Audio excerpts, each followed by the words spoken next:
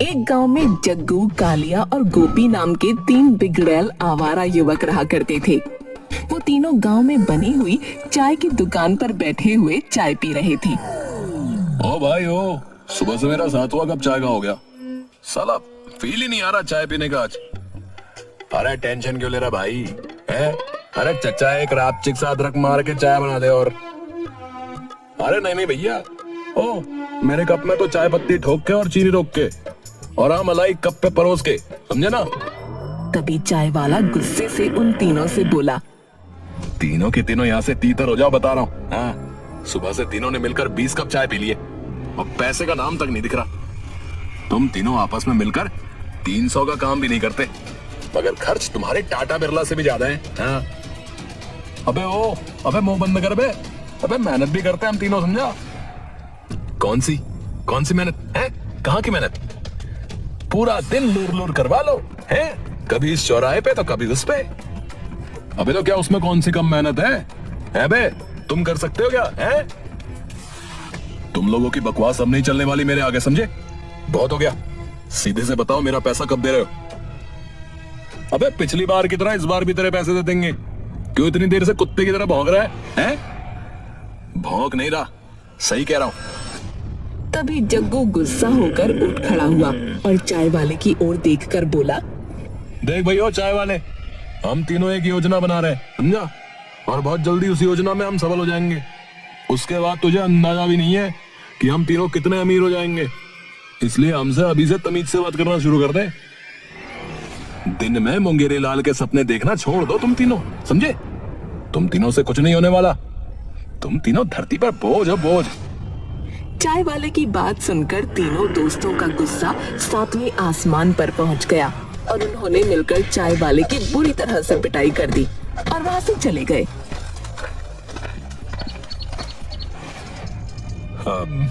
ये अजीब दादागिरी है। एक तो मेरे पैसे भी नहीं दे रहे, ऊपर से मार कर और चले गए। मैं चुप नहीं बैठूंगा, मुखिया जी से इन तीनों की शिकायत जरूर करूंगा। वो तीनों मुखिया के खेत में जाकर बैठ गए। अरे जग्गू, वैसे हम तीनों कौन सी योजना बना रहे थे? तुमने तो बताया नहीं हमें। अरे मैं उसी योजना की बात कर रहा था जिसके बारे में कल हम तीनों ने आपस में मिलकर चर्चा की थी। अच्छा, समझ गया। तो उस योजना की बात कर रहा है जिस योजना के तहत हम तीनों में से कोई एक जो है गांव के मुखिया की बेटी झुमरी को अपने प्यार के झांसे में लेगा और उससे शादी कर लेगा। सही कहा ना? और शादी के बाद वो भी मुखिया की सारी संपत्ति का मालिक हो जाएगा और फिर हम दोनों दोस्त भी उसके घर पर ही पड़े रहेंगे। अरे वाह, वो सब तो ठीक है, लेकिन मुखिया की बेटी झुमरी तो हम तीनों को घास तक नहीं डालती। अरे याद है जग्गू, और पिछली बार तूने उसको आई लव यू बोल दिया था और उसके बाद फिर मुखिया अपने आदमियों को लेकर तेरे घर पर पहुंच गया था और लकड़ियों से तेरे शरीर को तोड़ दिया था। हाँ, मुझे याद आ गया। उस वक्त जग्गू की चीखें जो है पूरे गांव में गूंज रही थी। सारा गांव इस पर हंस रहा था। गोपी और कालिया की बात सुनकर जग्गू गुस्सा हो गया। अरे हाँ, अब ज्यादा भावनाओं में बहने की जरूरत नहीं है, समझा? कम से कम मैंने हिम्मत तो की थी भैया। तुम दोनों निकम्मे तो इतनी हिम्मत भी नहीं कर पाए थे। हाँ भैया, हाँ, बड़ी बहादुरी का काम किया था उन्हें। लकड़ियों के निशान जो है अभी भी तेरे शरीर पर है। कालिया भाई, जग्गू भाई बताते नहीं है, इनका शरीर आज भी दुखता है। इतना कहकर वो दोनों जग्गू का मजाक उड़ाने वाले अंदाज में हंसने लगे। ओ बस हो, अब हंसना बंद करो, समझे? तुम तीनों धरती पर बोझ ही नहीं बल्कि कलंक की तरह हो। आपस में गहरे दोस्त होने के बावजूद भी एक दूसरे का मजाक उड़ाते हो। उन तीनों ने देखा कि उनके सामने एक साधु खड़ा हुआ उन्हें गुस्से भरी नजरों से देख रहा था। अबे ओ, ये मेरे दोस्त हैं, ये मेरा मजाक उड़ाए या मुझे मारे पीटे? अबे तू कौन होता है हमें ज्ञान देने वाला? मूर्ख, तुझे बात करने की भी तमीज नहीं। तू जानता नहीं तू किससे बात कर रहा है। हाँ भैया, जानते हैं, समझा? हम एक भिखारी से बात कर रहे हैं जो खुद तो भीख मांगकर अपना पेट भरता है और मुफ्त का ज्ञान पेलता है। अरे मैं कोई भिखारी नहीं बल्कि एक साधु हूं। एक ऐसा साधु जो किसी को भी चुटकियों में अपने मंत्रों की शक्ति से भस्म कर सकता है। अच्छा, अगर ऐसी बात है तो फिर हमें भस्म करके दिखा। अभी नहीं कर सकता, क्योंकि अभी दोपहर का समय है। मेरी शक्तियां रात में अधिक बलवान हो जाती हैं। अबे फिर तो तेरे मंत्र किसी काम के नहीं साधु। इसका मतलब तो यह है कि दिन में तुझे कोई भी घंटे की तरह बजा देगा और तू रात होने का इंतजार करता रहेगा बे, कि कब रात हो और कब तेरे मंत्र शक्तिशाली हो। इतना कहकर जग्गू और उसके दोनों दोस्त साधु का मजाक उड़ाने वाले अंदाज में हंसने लगे। तभी अचानक उन तीनों की आंखों के सामने वो साधु गायब हो गया। अबे अबे ये कैसे हुआ बे? ये गायब कैसे हो गया? ओ यार, मुझे तो अपनी आंखों पर विश्वास ही नहीं हो रहा बे। मुझे लगता है कि हमने फिर से भारी गलती कर दी यार। ये तो वाकई बहुत पहुंचा हुआ साधु था। कहीं रात के समय सोते हुए हमें भस्म ना कर दे यार ये। तभी उन तीनों के कानों में साधु के हंसने की आवाज टकराई। अचानक साधु उन सबके सामने आ गया। क्यों हो गई ना तुम तीनों की सिट्टी पिट्टी गुम? वो तीनों दौड़ते हुए साधु के पैरों पर गिर गए। हमें माफ कर दो साधु जी, हमसे पहचानने में भूल हो गई। इसमें हमारी कोई गलती नहीं साधु महाराज। ये हमारी फूटी किस्मत का ही कमाल है कि हम जो है ना चाहते हुए भी उल्टे सीधे काम कर देते हैं। जग्गू भाई और कालिया भाई जो है बिल्कुल सही कह रहे हैं। साधु महाराज हमें क्षमा कर दो। बस बस, अब और ज्यादा नौटंकी करने की कोई आवश्यकता नहीं है। मैं एक मजाकिया साधु हूं। मैंने तुम तीनों की बात का बुरा नहीं माना। जाओ, मैंने तुम तीनों को माफ किया। ऐसे नहीं साधु महाराज, हम तीनों को भी गायब होने की ऐसी कोई शक्ति दे दो, तभी हम तीनों समझेंगे कि हमारे साधु महाराज ने जो है हमें क्षमा कर दिया है। जग्गू की बात सुनकर साधु जोर जोर से हंसते हुए बोला। तुम तीनों चतुर मूर्ख हो। चतुर मूर्ख? अबे ये किस तरह का शब्द है साधु महाराज? या तो चतुर हो सकता है या मूर्ख हो सकता है। हमारे भी कुछ समझ में नहीं आया साधु महाराज। आज मेरा मूड बहुत ज्यादा अच्छा है। चतुर मूर्ख हूं, इसलिए तुम्हें यह समझाने का समय नहीं है। लेकिन फिर भी तुम्हारे दोस्त ने जो शक्ति मांगी है, वो शक्ति मैं तुम्हें देने के लिए तैयार हूं। साधु की बात सुनकर वो तीनों दोस्त खुश होते हुए उठ खड़े हुए। साधु उन तीनों की ओर देखते हुए बोला। मैं तुम्हें एक मंत्र बताता हूं। जब भी तुम तीनों एक साथ ये मंत्र पढ़ोगे, तुम तीनों लोगों की नजरों से ओझल हो जाओगे। तुम्हें कोई नहीं देख सकेगा। साधु महाराज, तो फिर देर किस बात की है? हमारे कान उस मंत्र को सुनने के लिए जो है बेताब है। तो फिर सुनो, तुम तीनों को ये मंत्र पढ़ना होगा। कजरारे कजरारे तेरे प्यारे प्यारे नैना। जैसे ही तुमने ये मंत्र पढ़ा कि तुम गायब हो जाओगे। साधु महाराज, ये बताओ कहीं हम हमेशा के लिए गायब ना हो जाए? अगर हमें जो है वापस आना हो, तब हम जो है कौन सा मंत्र पढ़ेंगे? दिखाई देने के लिए तुम ये मंत्र पढ़ोगे। तू चीज बड़ी है मस्त मस्त, तू चीज बड़ी है मस्त मस्त। इतना कहकर साधु वहां से चला गया। अबे ओ सुन, पहले तो हम तीनों को जो है मंत्र पढ़कर देख लेना चाहिए कि ये मंत्र ठीक से काम करता भी है कि नहीं। इतना कहकर वो मंत्र पढ़ने लगे। कजरारे कजरारे तेरे प्यारे प्यारे नैना। यार मंत्र तो हमने पढ़ लिया, लेकिन हमें पता कैसे चलेगा कि हम गायब हुए कि नहीं हुए? हम तीनों को आईने में जाकर देखना चाहिए बे। अगर हम वास्तव में गायब हुए हैं तो फिर हम अपने आप को आईने में नहीं देख पाएंगे। अरे तुम दोनों मूर्ख के मूर्ख ही रहोगे। चाय वाले के पास चलते ना। अगर हम वास्तव में गायब हो गए हैं तो वो चाय वाला जो है हमें देख नहीं पाएगा है? और हम उसकी आंखों के सामने ही उसके सारे पैसे निकाल लेंगे। वैसे भी उसने हमारा बहुत अपमान किया है ना। अरे पहली बार तूने अकलमंदी की बात की है बे। चल चलते हैं, चल।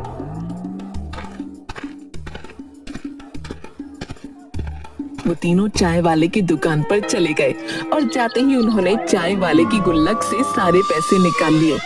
चाय वाले ने देखा कि उसकी गुल्लक अपने आप खुली और उसमें से सारे पैसे गायब हो गए। अरे भैया, ये क्या हो गया? लगता है गांव में भूत प्रेत आ गए हैं। मेरी गुल्लक अपने आप खुल गई और पैसे गायब हो गए। अरे अरे मैं तो लुट गया भैया। अरे मैं बर्बाद हो गया। वो तीनों फिर मुखिया के खेत में आ गए और दिखाई देने वाला मंत्र पढ़ने लगे। तू चीज बड़ी है मस्त मस्त, तू चीज बड़ी है मस्त मस्त रे। और फिर से दिखाई देने लगे। ओए यार, ये साधु तो वाकई पहुंचा हुआ निकला यार। ये है, हमने चाय वाले की आंखों के सामने उसके सारे पैसे निकाल लिए और वो जो है मैं देख भी नहीं पाया। और तो और उसे सिर्फ गुल्लक खुलती हुई दिखाई दी और पैसे गायब होते हुए दिखाई दिए जब हमने पैसे जेब में रखे थे। और ये सब बातें छोड़ो बे हो, हमें अब बड़ा हाथ मारना चाहिए। ओ भाई, बिल्कुल सही कहा तूने बे। हम तीनों मुखिया के घर पर चलते हैं। आज रात हम उसकी सारी तिजोरी साफ कर लेंगे। अबे तो कुछ देर बाद रात होने वाली है। हम रात में ही मुखिया के घर पर चोरी करेंगे, क्या बोलता है? अबे हम आधी रात में मुखिया के घर पर चोरी करेंगे जब उसके सारे घर वाले गहरी नींद में सो जाएंगे।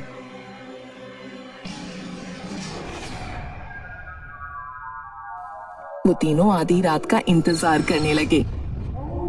आधी रात के बाद वो तीनों मुखिया के घर के बाहर खड़े हो गए। उन तीनों ने एक साथ मंत्र पढ़ना शुरू कर दिया। कजरारे कजरारे तेरे प्यारे प्यारे नैना। अबे हो, ये वाला मंत्र तो दिखाई देने वाला है भाई। अबे दूसरा मंत्र पढ़। अबे यार, क्यों कंफ्यूज कर रहा है यार? तू है, कंफ्यूज मत कर यार। रुक, पढ़ता हूँ। तभी वो लोग दूसरा मंत्र पढ़ते हैं। तू चीज बड़ी है मस्त मस्त, तू चीज बड़ी है मस्त। अब सही लग रहा है। चलो चलो, अंदर माल हमारा जो है वेट कर रहा है। मंत्र पढ़कर वो तीनों घर के अंदर चले गए। मुखिया और उसकी पत्नी सो रहे थे और दूसरे कमरे में उसकी पुत्री झुमरी सो रही थी। तुम दोनों जाकर जो है मुखिया की तिजोरी खोलने की कोशिश करो, मैं अभी आता हूँ। अबे ओ आशिक की फिल्म के पिटे हुए आशिक, मुझे पता है तो क्या जा रहा है। अभी हम तीनों जो है ना चोरी करने आए, समझा? चोरी पर ध्यान दे। हाँ जग्गू, अभी ज्यादा हीरोगिरी करने की जरूरत नहीं है। अबे तुम दोनों क्यों चिंता कर रहे हो बे? है बे, वैसे भी हम तीनों दिखाए तो दे नहीं रहे, तो फिर किस बात का डर है? अब मेरा दिमाग खराब मत करो। चलो जाओ, तुम दोनों तिजोरी खोलो, मैं अभी आ रहा हूँ, समझे? चलो। जग्गू की बात सुनकर कालिया और गोपी क्रोधित होते हुए तिजोरी के पास चले गए। जग्गू झुमरी के कमरे में चला गया और उसकी चारपाई पर बैठते हुए बोला, हाँ झुमरी, हाँ तुम सोते हुए कितनी अच्छी लग रही हो। मैं तुमसे कितना प्रेम करता था, फिर भी तुमने मेरे साथ ऐसा क्यों किया है? लेकिन जो है मैंने तुम्हारी बात का बुरा नहीं माना। झुमरी, जब लकड़ियां मेरे शरीर पर टूट रही थी ना, उस समय मुझे दर्द नहीं, ऐसा महसूस हो रहा था जैसे कि मेरे शरीर पर कोई फूल फेंक रहा, फूल। तभी अचानक झुमरी की आंख खुल गई। जग्गू मुस्कुराने लगा और अपने मन में बोला, लगता है मेरी आवाज सुनकर झुमरी की आंख खुल गई, लेकिन पगली जानती नहीं है कि मैं तो उसे दिखाई नहीं दूंगा। चलो ठीक है, अदृश्य होकर कम से कम मैं अपने दिल की बात तो कह पा रहा हूँ मैं। तभी झुमरी क्रोधित होते हुए जग्गू की ओर देखकर बोली, तुम इतनी रात को मेरे कमरे में क्या कर रहे हो? तुम्हारी हिम्मत कैसे हुई मेरी चारपाई पर बैठने की? जग्गू को अपनी आंखों पर विश्वास नहीं हुआ। डार्लिंग, तो क्या मैं तुम्हें दिखाई दे रहा हूँ क्या? हाँ, बदसूरत सांड आवारा बेशरम पूछ रहा है क्या मैं तुम्हें दिखाई दे रहा हूँ कि नहीं? अरे तू जरूर यहाँ पर चोरी करने आया होगा। पिछली रात तेरे शरीर पर लकड़ियाँ तुड़वाई थी, इस बार तेरे शरीर पर अंडे तुड़वाऊंगी। इतना कहकर झुमरी जोर जोर से चीखने लगी, चोर चोर चोर। झुमरी की आवाज सुनकर मुखिया और उसकी पत्नी की आंखें खुल गईं। मुखिया ने देखा कि कालिया और गोपी तिजोरी से उसके पैसे निकाल रहे थे। कालिया और गोपी तो वैसे भी झुमरी की आवाज सुनकर डर गए थे। अच्छा, तो अब तुम तीनों की इतनी हिम्मत हो गई कि तुम दिन दहाड़े घर में घुसकर चोरी करने लगे। मुखिया जी, हम तो रात में चोरी करने आए हैं, दिन में कहाँ हैं? अबे मूर्ख, दिन दहाड़े और रात की बातें क्यों कर रहा है? अबे सवाल यह है कि हम सबको दिखाई दे रहे हैं बे। लगता है उस साधु ने हम दोनों को मूर्ख बना दिया, उसके मंत्रों ने काम नहीं किया बे। तभी झुमरी कमरे से निकलती हुई मुखिया के पास आ गई। पिताजी, मेरे कमरे में जग्गू है। क्या? उस निकम्मे की हिम्मत कि वो अकेली लड़की के कमरे में चला गया। मुखिया अपने आदमियों को बुलाने लगा और कुछ ही देर में मुखिया के आदमी लाठी और डंडे लेकर वहां आ गए। अरे देखते क्या हो, हैं? इन तीनों की मार मार कर ऐसी हालत कर दो कि 6-7 महीने बिस्तर से उठ ही नहीं पाए। मारा सालों को। मुखिया का आदेश सुनकर सारे आदमियों ने उन तीनों की मार मार कर हालत बुरी कर दी। कुछ ही देर में तीनों बेहोश होकर गिर गए। अरे जाओ जाकर इन तीनों को मेरे खेतों में फेंक आओ। वैसे भी ये तीनों मेरे खेत में ही पड़े रहते हैं, मनहूस कहीं के।